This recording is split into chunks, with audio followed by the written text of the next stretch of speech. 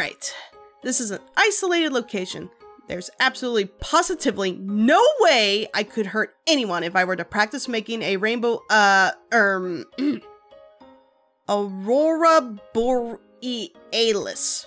Christmas special, eat your heart out. Huh, seriously, what was Chrysalis and Cozy Glow complaining about? It's not so bad up here. Oh, right. Cold, cold, cold, cold, cold! What's a Blissy? I get an igloo on an unclimbable mountain for some alone time, but I guess even here I'm not safe from collab shenanigans. What? Tricky! This is your igloo?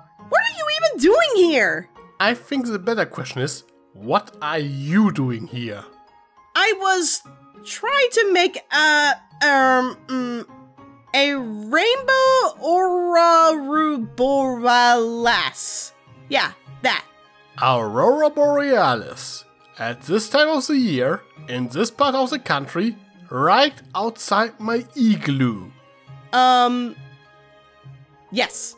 Well, okay then. Wanna have some hot cocoa and bacon? What?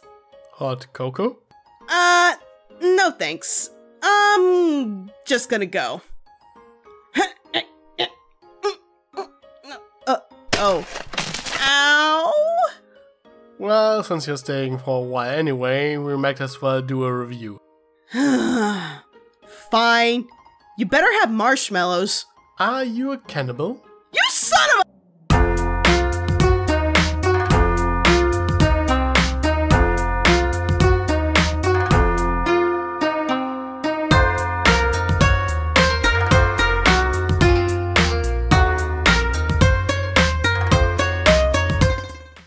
So, Frenemies, a somewhat unexpected follow-up to the season opener. Usually we only get to see the villains during the season opener and finale, so this is certainly a nice change of pace. Grogar is getting tired of his newly recruited minions fighting each other the entire time, and demands a bit of a team building exercise. He wants Cozy, Tyrek and Chrissy to retrieve his magic bell, which he finally located after several millennia. But those three are not exactly thrilled about the idea, except maybe Cozy Glow. I think it's pretty cool that they bring up this magic bell again. They already mentioned it in the season opener, but as it was also the source of his power in G1, I appreciate this callback, especially since it indicates that he's actually making progress rather than just sitting around. What do you think, Blissy?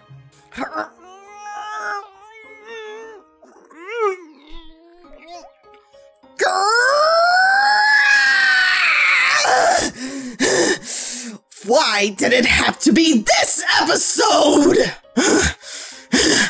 Why Grogar is still in charge? Why? I take it you're feeling passionate about this?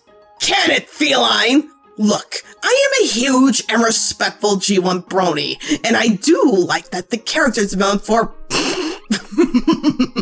almighty powerful Grogar is getting some character development as well. Yes, a good callback to his original source of power of the bell. I just hope they don't pull a Deus Ex Machina when it comes to destroying his source of power in the future like they did in G1 episodes. That being said, a complete and total disgrace that he is still the head villain of this final season. You know what would be nice, feline?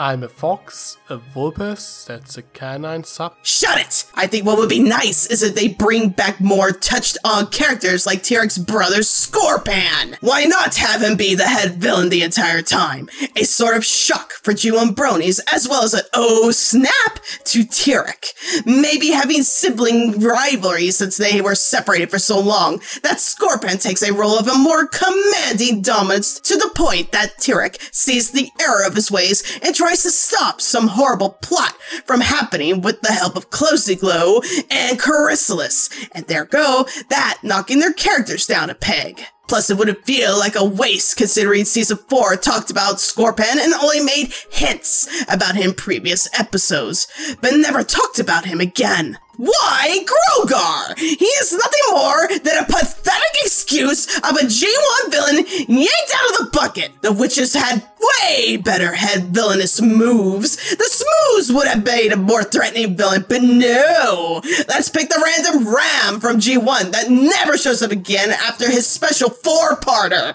I think you are forgetting someone. What about you? You show up for a TV special and then you're reformed soon after. You're even worse! Buzz off! That was harsh. Hello, I am Thunderblight. Have we met? Actually... Yes. Hi, dearie. Are we gonna play again? That was fun. How are you people keep finding my igloo? Where's my shadow? Oh right, we were talking about the pissy goat man. Then again, I would be too if the usual motley crew of MLP villains were my henchmen. At least he's powerful enough to keep them in line, and smart enough to get them to shake off the stupid, evil problem they all seem to be afflicted by at a glance. If anything, this competence in handling people is genuinely more threatening than his implied power level, which we see is quite great on both counts. Especially when, in the past, enemies like Crystals could have easily won if they had a bit more intelligence. Yeah, that sums it up rather well. Grogar is a careful schemer waiting for the right opportunity to strike, and a good chunk of this conflict comes from the fact that his new minions, except maybe Cozzyglow, are not that patient. They want to get on the action, not realizing that this is the exact same reason why they lost in the first place. Cozzyglow is the only one who plays along and is actually in support of this whole teamwork idea, which makes kinda sense when you think about it, as she has her own twisted idea of friendship. You can see that while she tries to befriend Chrissy and Tyrek, that she also tries to manipulate them and put herself in charge. Something they immediately see through since they know what she is all about. At first I was rather irritated that Grogar even bothered to recruit her, considering that she is hardly an asset. She has no powers and at best she is a schemer like everyone else there. Yet her willingness to cooperate makes her a mediator between Tyrek and Chrissy, making the teamwork between the three possible in the first place. She's the only one who even considers it and argues for its benefits, which eventually leads to them acquiring the ball. Besides that, I have to say that Cozzy is just freaking hilarious. She perfectly plays off Tyrek in particular due to their cellmate dynamic, but her interactions with Chrissy are also funny, especially when she's crossed out by her, sucking out the love out of that Ophiotaurus, as those snake bolts are apparently called. Also, I really like to see the duality of her cute and innocent facade with her inner rage.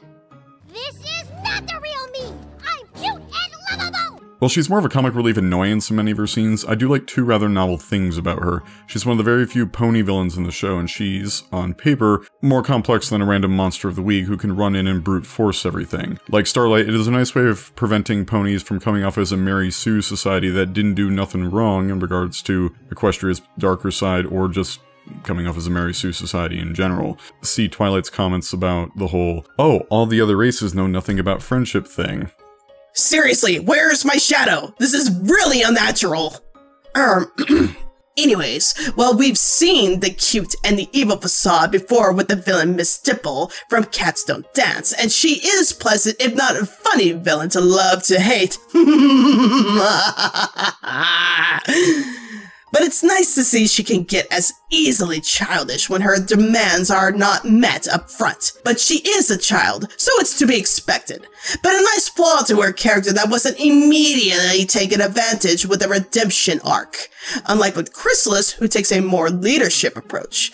Actions speak louder than words, and considering she has no hive to support her, I applaud her efforts for wanting to move forward with the mission despite the obstacles she faced. If anything, I think her character has grown now that she has no army to support her. This episode shows that she's able to fend for herself, that she's probably the most feared creature in the area. I mean, look how the shadows of other creatures who were stalking her suddenly shrink back in terror at her hissing. It's even later shown that in the end of all this fuss of finding the bell after they went through together, it is Chrysalis who reminds the party that their whole goal is to rule Equestria, and that friendship and working together is a poison, or the enemy of their end goals. Just goes to show she still has her eye on the prize, and is not afraid to remind the others. Bravo, evil sister, bravo. It's clear that while Cozy is a master of keeping them together, whereas Tyrek is about plotting for the future events, Chrysalis tends to be an action taker,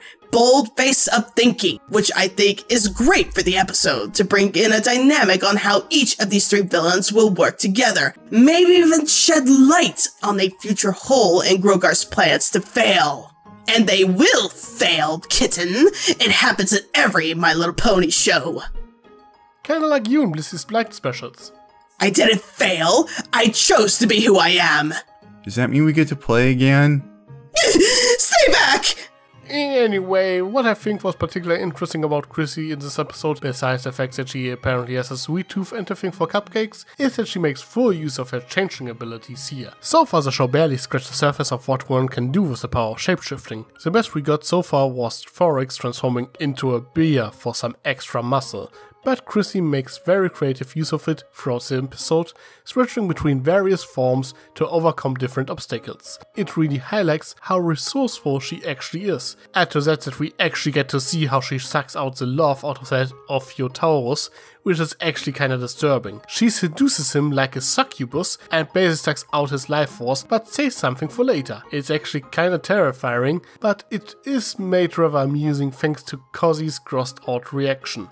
At least Chrysalis got a nice villain upgrade given how almost improbably better the changelings have gotten in general from their rather dismal but fun entry in Season 2. Also, the inclusion of sexual manipulation for food makes total sense, and I would argue is probably the most effective way of getting what she wants. I'm actually really glad the writers went there, as that's probably what I would do if I was one. Incubus fun aside. Thankfully, they kinda went the opposite way with Tyrek in a good way. He started out as silver-tongued, then got too strong, and that sort of overshadowed his cunning. He wasn't much more than a joke with a lack of foresight in Season 8 as well. But here they actually remember that he can be wise and cunning when he goes about this task with the other two, such as knowing that they couldn't do it alone and hilariously waiting for them to fail and come back and tell him what they saw, all from the comfort of his hammock. All this despite the weakness that he's too fixated on his body image at times, considering how fast he threw away brains for bronze when the opportunity was his.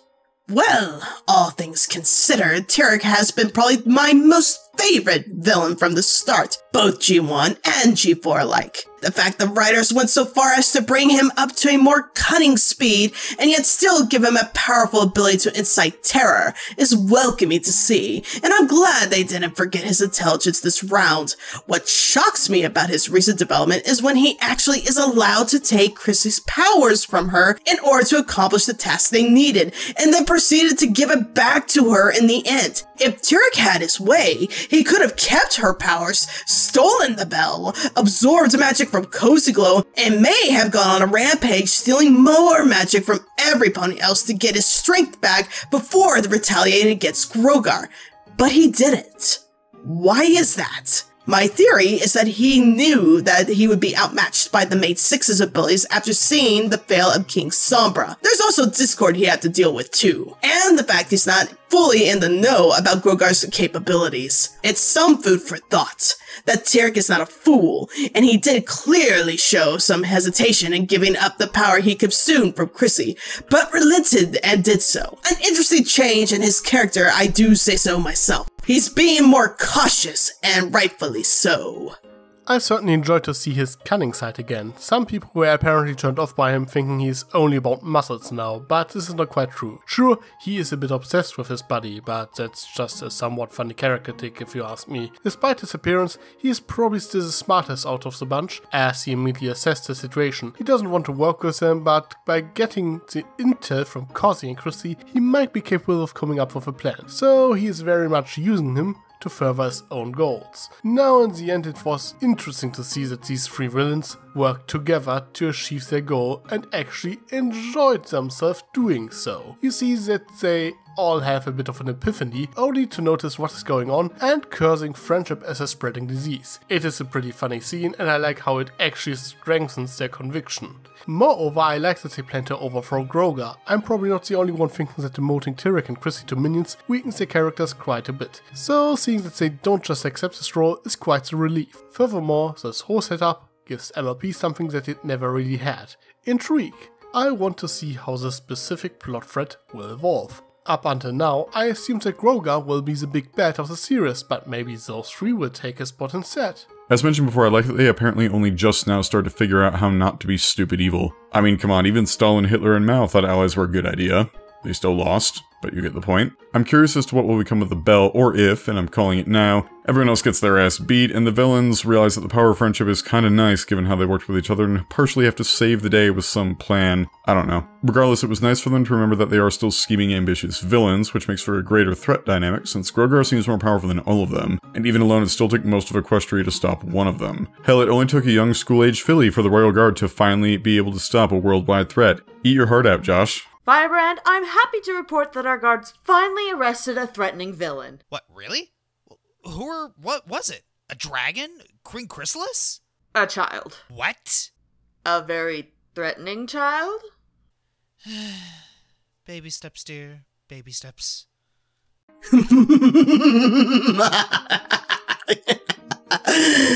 My thoughts exactly. I do have some anticipation that the villains are going to see the error of their ways finally and unite together to help the ponies stop Grogar, because in the end, Grogar said it himself. He is the father of all villains. Blech. And he's likely scheming to not take over Equestria, but rule the world in its entirety, so that everyone is under his command and enslaved, or worse, destroyed. I mean, put two and two together. If Chrissy allows him to achieve this, she'll no longer have a chance to get back to her old hive. Tyrek won't be able to absorb power, and forget you, Cozy, no one wants to be your friend regardless. It just makes sense that eventually they will come together to stop a greater foe, but we'll see. I'm hoping that other characters that have been mentioned, like Scorpan, will make a comeback in some shape or form. And I guess it's a good point to wrap things up. After we got some Mean Six last season, I hoped that we would get more villain-focused episodes like this. If you give them more screen time, you can actually develop them as characters and give them some additional depth that is usually lacking when they only show up in their two-parters. There's only so much they can do with them. These kinds of episodes that don't have any direct consequences allow you to just have some fun with these characters, but not only does it elaborate on their characters, it also sets something in motion that was rather lacking in previous seasons. An actual story arc. When Grogar brought back all these past villains, I was rather worried that the season finale would end up too overstuffed. But as this episode already sets up some of the events to come and deals with the rather complicated relationship between the villains, we don't have to deal with it during the season finale. Thanks to this, they can focus on delivering the payoff in the season finale instead of spending the first half to set up everything like they did in Shadowprey, for example. The episode has become an instant favorite of mine. I always felt that the villains of MLP need more screen time and more development, so seeing an episode that actually delivers on that is just delightful. Furthermore, I just really love the dynamic between these bad guys. They play each other off nicely, and this episode highlights their strengths and weaknesses. More of this, please. I see you're still annoyed about something, so when you're going to change back Darkheart? Shut up! I'm still ticked Grogar is still the lead villain. Hey, at least it shows you care. You filthy, disgusting raccoon! Does somebody need a hug? Hi? By the way, what did you do with Blissey's shadow? Wait, my shadow's still missing? Alright, let me help with that.